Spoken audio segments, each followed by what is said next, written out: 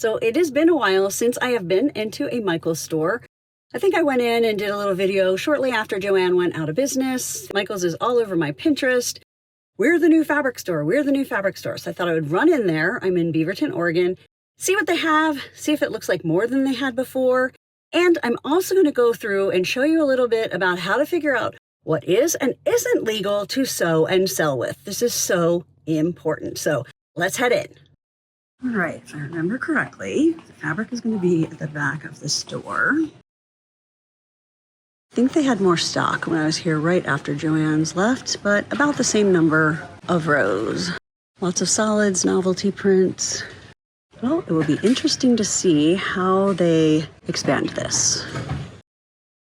So basically, this entire row is going to be a no-go because it is all licensed fabric. It is all TV, movies, stuff like that. So you can make things for yourself, for your grandkids, for your kids, not to sew and sell. Let's look at some of these selvages. So I can tell you, Phillies, any sports team, do not sell things that you sew. You always want to look at what is on a selvage. Trademarks and copyrights used with permission of Major League Baseball properties.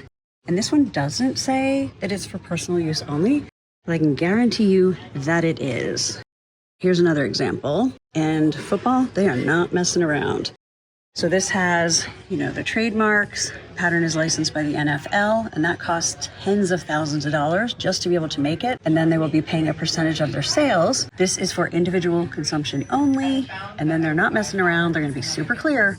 Any unauthorized use is prohibited and illegal. And so, if you live in Packers land, of course, people would buy things that have this fabric because they love the Packers, but you could get in a bit of legal trouble, so I wouldn't do it. Here are more that are going to be a no-go. The rule of thumb is if you know it from the movies or TV, we have Marvel, there's lots of Marvel up there. We have Harry Potter, that is going to be an absolute no-go for sewing and selling if you want to stay illegal.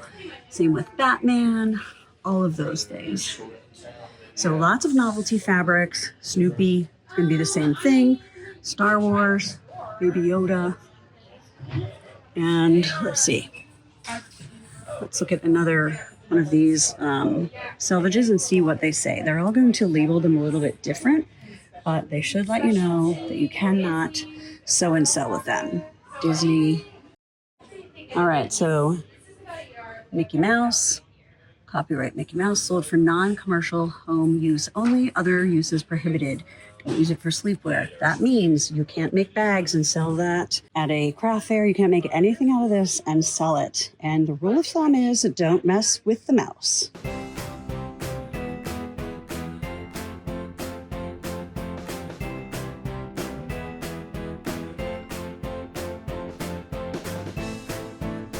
All right, now I don't want to be all doom and gloom, so let's look at some things that you can use to sew and sell.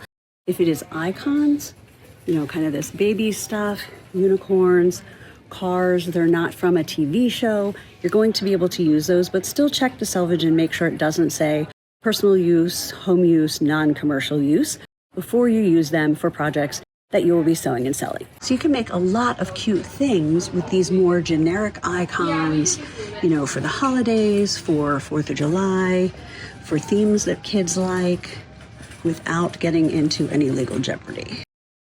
So just remember, always check the selvage. Don't do what you're seeing people do on Etsy or online, because you will see lots of people selling things that they shouldn't, and some of them will get cease and desist letters from attorneys, others will not.